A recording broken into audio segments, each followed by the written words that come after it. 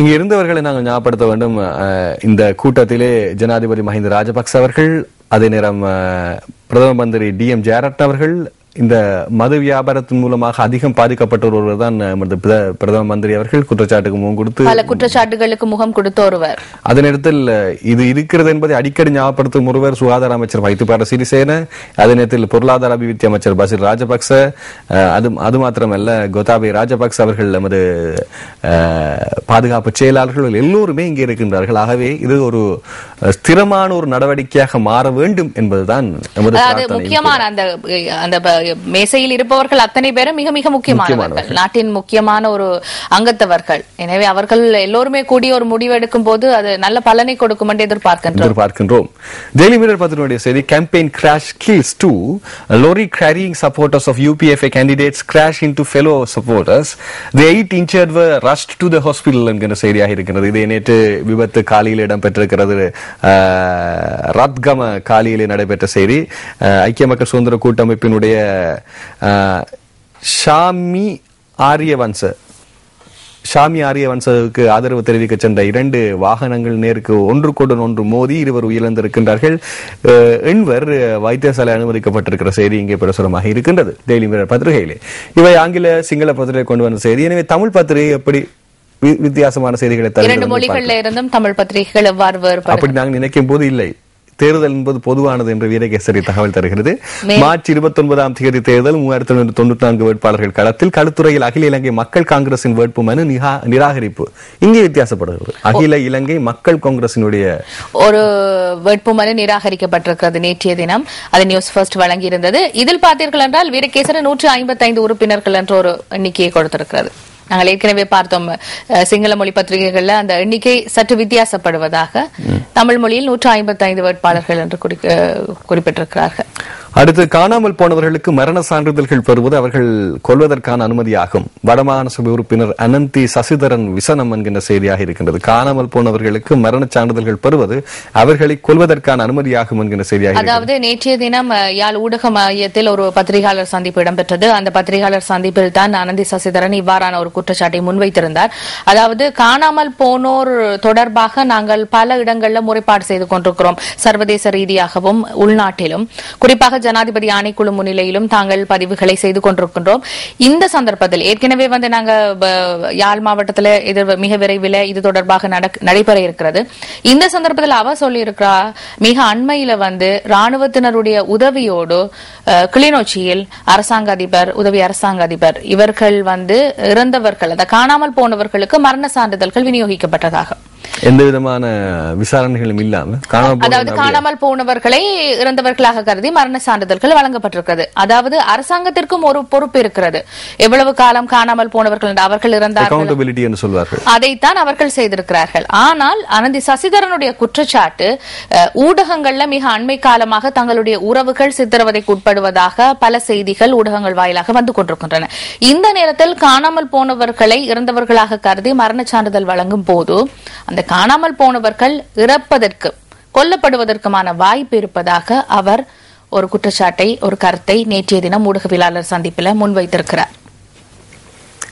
அடுத்து, வருகை தரு நிலையிலான இலத்திரனியல் விசாவை சுற்றுலா பயணிகளுக்கு வழங்க உள்ள இந்தியா, இலங்கை உள்ளிட்ட 8 நாடுகளுக்கு கதவடைப்பு என்கிற செய்தியாக இருக்கிறது. அதாவது வந்த பிறகு விசா கொடுக்கிறது. சிங்கப்பூர்ல இருக்கு, இலங்கையில இருக்கு. ஏற்கனவே இந்தியாவில் இவ்வாறான நடைமுறை ஒன் அரைவல் விசா என்று சொல்வார்கள். 11 நாடுகளுக்கு, பின்லாந்து உட்பட 11 நாடுகளுக்கு ஒன் அரைவல் விசாவை இந்தியா வழங்கிக் கொண்டிருக்கிறது.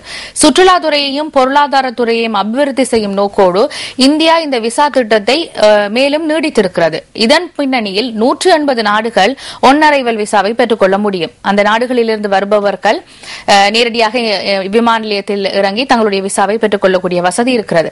ஆனால் 8 நாடுகளுக்கு அவ்வாறான சலுகைகள் மறுக்கப்பட்டிருக்கிறது. அதில் பார்த்தீர்கள் என்று சொன்னால் ஈரான், ஈராக், சூடான், பாகிஸ்தான், இந்த பின்னணியில் 8 நாடுகள், இதில் இலங்கையும் இருப்பது ஒரு கவலைக்குரிய ஒரு விடயம். மொத்தமாக 8 நாடுகளுக்கு இவ்வாறான வெளிவார கொள்கை இலங்கைக்கும் இந்தியாவுக்கும் எப்படி இருக்க போறதுன்னு பார்க்க வேண்டும். அதற்கு இந்தியா சொல்லக்கூடிய குற்றச்சாட்டு ராஜீவ்காந்தியினுடைய கொலையின் பிற்பாடு இருக்கக்கூடிய பயங்கரவாதத்தினுடைய அடிப்படை என்பதும் இங்கே தெரியும். ஆனால் அரசுகளுக்கு இடையே இருக்கக்கூடிய இணக்கப்பாட்டு முறை எந்த அளவு தூரத்துக்கு இருக்கிறது? அதாவது இலங்கையும் இந்தியாவும் வந்து அந்த தாயும் பிள்ளையும் போல சொல்லுவாங்க, தொப்புள் கொடி உறவு என்று சொல்வாங்க. எங்க பார்த்தாலும் இலங்கை அரசியல்வாதிகள் சரி, இந்திய அரசியல்வாதிகள் சரி பேசுவார்கள். ஆனால் இந்த மற்ற 7 நாடுகளை பார்க்கும் போது அந்த நாடுகளுடைய வரிசையில் இலங்கையும் இருக்கிறது. ஆனால் அந்த தொப்புள் கொடி உறவு எங்கே போனது? கேள்விதான். ஆதாரங்கள் அளிப்பு, ராணுவம் மறுப்பு. இலங்கையில் இறுதிக்கட்டத்தில் இடம்பெற்றதாக கூறப்படும் யுத்தத்தில் சாட்சியங்கள் அளிக்கப்படுவதாக ஒரு கருத்து. அடுத்து பேஸ்புக்கில் காதல் புகைப்படம், 16 வயது மாணவி சுருக்கிட்டு தற்கொலை என்கிற செய்தியா இருக்கு. காதல் என்று கூறப்படும் ஒருவரிடம் இணைந்து எடுக்கப்பட்டதாக கூறப்படும் புகைப்படம் பேஸ்புக்ல போட்டதால காதல் இருந்திருக்கிறாங்க. இந்த பேஸ்புக்கால எக்கச்சக்கமான பின் விளைவுகள் இருக்கின்றன. யாரும் யாரை அறியாமல் கருத்து சொல்லலாம்.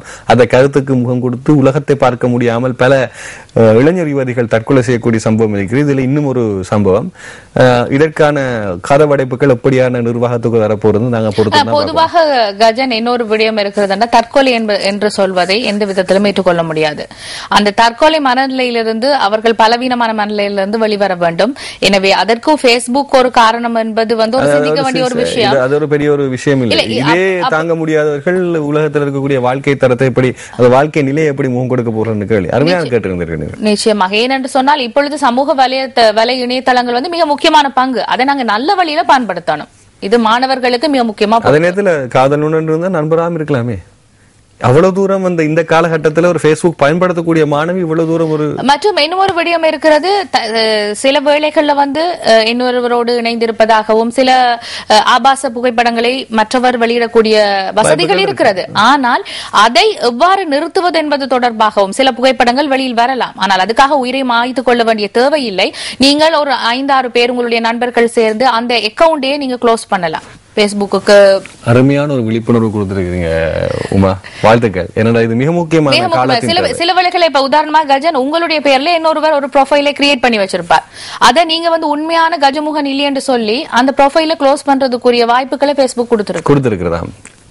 அடுத்து நீதி நியாயமான தேர்தலுக்கு சகலரும் ஒத்துழைக்க வேண்டும். வீரகேசரனுடைய ஆசிரியர் தலையங்கமாக இருக்கின்றது. குறிப்பாக மேல் மாகாணத்தில் தமிழ் பேசும் மக்கள் மற்றும் முஸ்லிம் கட்சிகள் மோதுகின்றன. எனவே அதற்கான நீதியும் தேவை என்பதை மறைமுகமாக குறிப்பிடுகின்ற தலைப்பாக இருக்கிறது. பிறந்த நாள் வாழ்த்துக்கள் என்று சம்பந்தனுக்கு செங்கமல வரவேற்பு போட்டு தமிழ் தேசிய கூட்டமைப்பின் தலைவருக்கு ஜனாதிபதி அவர்கள் இலங்கை அரசின் தலைவர் வரவேற்பது போன்ற ஒரு செய்தி தொலைபேசி அழைப்பின் மூலமாக விடுத்த செய்தி இங்கே கேலி சித்திரமாக 81வது பிறந்த தினத்தை கொண்டாடினார். அதுக்கு ஜனாதிபதி வாழ்த்து தெரிவித்திருந்தார்.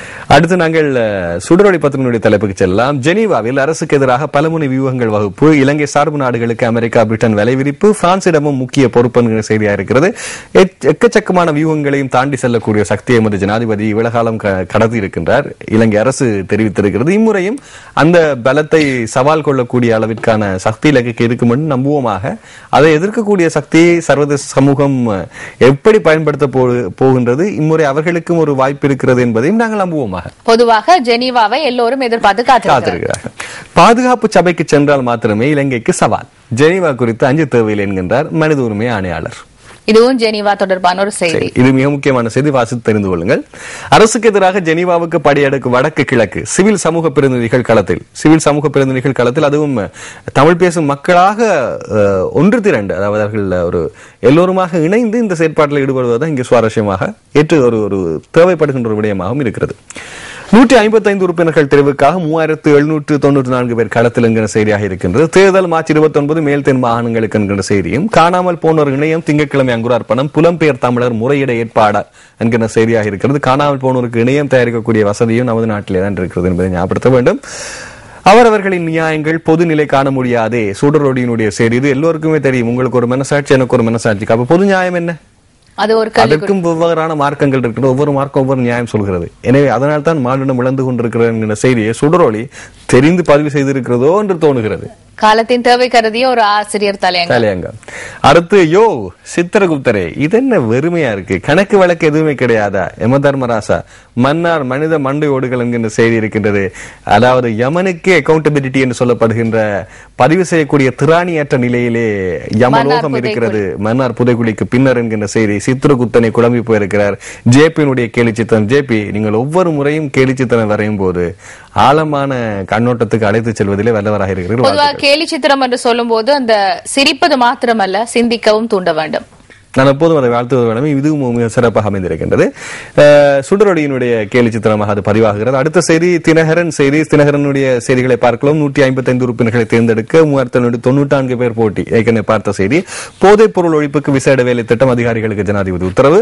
சர்வதேசத்தை எதிர்கொள்ள மக்கள் சக்தியும் ஆதரவும் அவசியம் என்கின்ற செய்தி ஜிஎல் பீரிஸ் அவர்கள் தெரிவித்திருக்கிறார்கள். நமது நோக்கங்களை நிறைவேற்றவே இலங்கை மீது வெளிநாடுகள் அடுத்த 30 வருட கால மனித உரிமை பற்றி பேசாதோர் இப்போது பேசுவதன் நோக்கம் என்ன? இதை கேட்டுக்கொண்டிருப்பவர் யார்? எமது பிரதம மந்திரி டி.எம். ஜெயராஜன் அவர்கள். அவரது உரிமையும் இப்போது அரசியல் புரசலாக பேசப்பட்டுக் கொண்டிருக்கிறது என்பதை இந்த இடத்தில் நாங்கள் ஞாபகப்படுத்த விரும்புகிறோம். மருதானையில் திடீர் சுற்றி வளைப்பு தேடுதல். விவசாய விடுதி முகாமையாளர் ஐவர் உட்பட 26 பெண்கள் கைது என்கிற செய்தியாக இருக்கிறது. ஆனால் மருதான பிரதேசங்கள் தொடர்ச்சியாக இப்படி விவசாய விடுதிகள் முற்றுகையிடப்படுவதும் கைது செய்யப்படுவதுமாக இருக்கின்றது. தொடர்ந்து இருப்பதாக இருந்தால் எத்தனை விடுதிகள் இருக்கிற என்ற கேள்வி வருகிறது. அந்த பகுதியில் ஏன் இதற்கு ஒரு முற்றுப்புள்ளி வைக்க முடியாது என்ற கேள்வியும் வருகிறது. இது மக்களிடம் இருக்கிற ஒரு கேள்வி. நாங்க அதை சொல்றோம். தினகரனுடைய ஆசிரியர் தலையங்கம். குத்துவெட்டுகளினால் பலவீனமடைந்துள்ள ஐக்கிய தேசிய கட்சிக்கு வெற்றி கிடைப்பது அரிது. நீங்கள் அதை சொல்ல வேண்டிய அவசியம் இல்லை, மக்களுக்கு நன்றாகவே தெரியும். தினகரனுடைய ஆசிரியர் தலையங்கமும் காலத்துக்கு ஏற்றது போல் இருக்கிறது. யுஎன்பியில் மீண்டும் அடிதடிதானே, எங்களுடைய கட்சி அடிதடி இல்லாத நாளே இல்லை என்று அங்குசம் மட்டும் பொக்கெட்டுக்குள்ள எப்பவும் வச்சுட்டு தெரிகிற எமது தலைவர் கூறுகிறார். சுந்தரி மீண்டும் பதிவு செய்கிறார் கேலி சித்திரமாக. தினகரன் பத்திரிகையுடைய செய்தி. அடுத்து நாங்கள் தினக்குரல் பத்திரிகை செய்திகளுக்கு செல்வோம். 155 ஆசனங்களுக்கு 3794 வேட்பாளர்கள் களத்தில். மேல் தென் மாநிலங்களுக்கு போட்டி. நல்லிணக்க ஆணைக்குழுவின் பரிந்துரைகளை அமுல்படுத்த இன்னும் 1 வருடம் தேவை. யுத்த காயங்களை குணப்படுத்த 10 வருடங்கள் செல்லும் என்கின்ற செய்தி இங்கே பிரசுரமாயிருக்கிறது.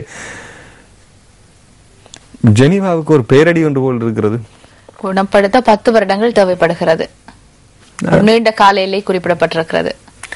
ஆஸ்திரேலிய பொதுநலன் ஆலோசனை நிலைய அறிக்கையை ராணுவம் நிராகரிப்பு என்கிற செய்தி இங்கே பிரசுரமாகிறது. யுத்தத்தின் இறுதிக்கட்டத்தின் போது பாரிய அளவில் ஆட்கள் கொல்லப்பட்டதாக குற்றச்சாட்டுகள் தெரிவிக்கப்படும் நிலையில் இதற்கான ஆதாரத்தை இலங்கையின் ஆயுதப்படைகள் படிமுறையாக அளித்து விட்டதாக தெரிவிக்கப்படும் பிந்திய ஆஸ்திரேலிய அறிக்கையை இலங்கை ராணுவம் நேற்று வியாழக்கிழமை நிராகரித்திருக்கிற செய்தியாக இருக்கிறது. அப்ப ஆஸ்திரேலியாவும் இப்போது இலங்கைக்கு அதாவது ஆதரவு சர்வதேச ரீதியிலே இன்டர்நேஷனல் சர்வதேச விசாரணை தேவை இல்லை என்கின்ற ஒரு விடயத்தை கூறுகின்ற ஆஸ்திரேலியாவும் இன்னொரு விஷயத்தை இங்கே அழுத்தம் தெரிவித்திருக்கின்றது.